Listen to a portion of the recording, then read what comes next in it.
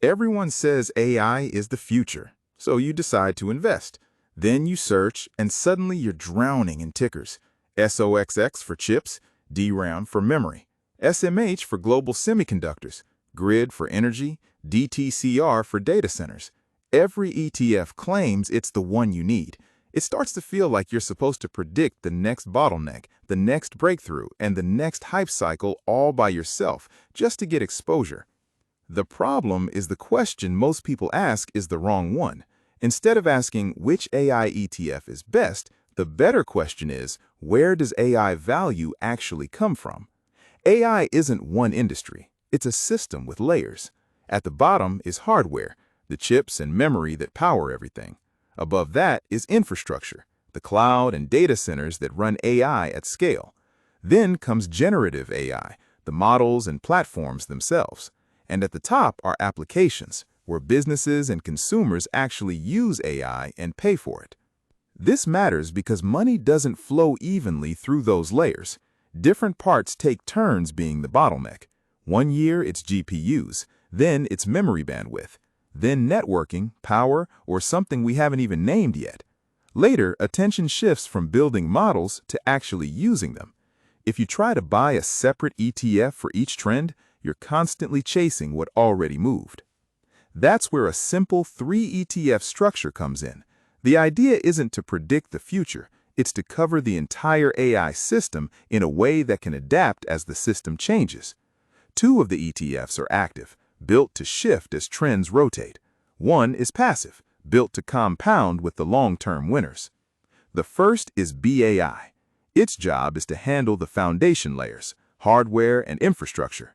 These areas are cyclical and move fast. When chips are scarce, semiconductors lead.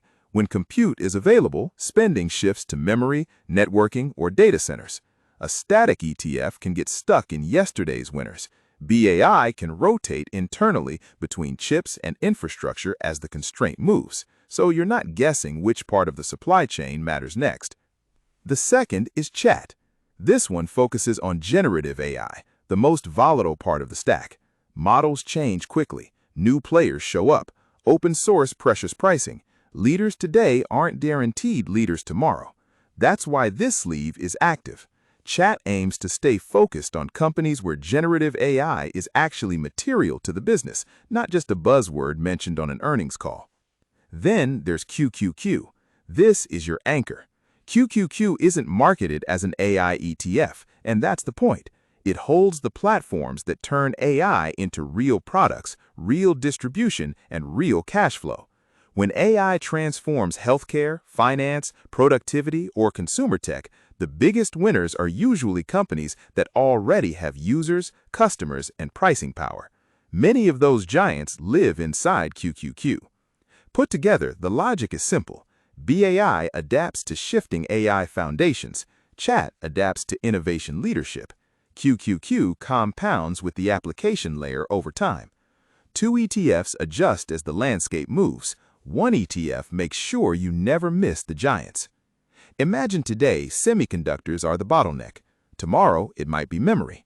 The next year it could be power, networking, or something no one's talking about yet. You don't need to chase each phase. The active ETFs do that internally. And as AI quietly embeds itself into everyday business, QQQ ensures you're already exposed to the companies that scale it fastest. You're not trying to predict AI's next chapter. You're positioning yourself so wherever the value shows up, you're already there, riding the wave with the winners.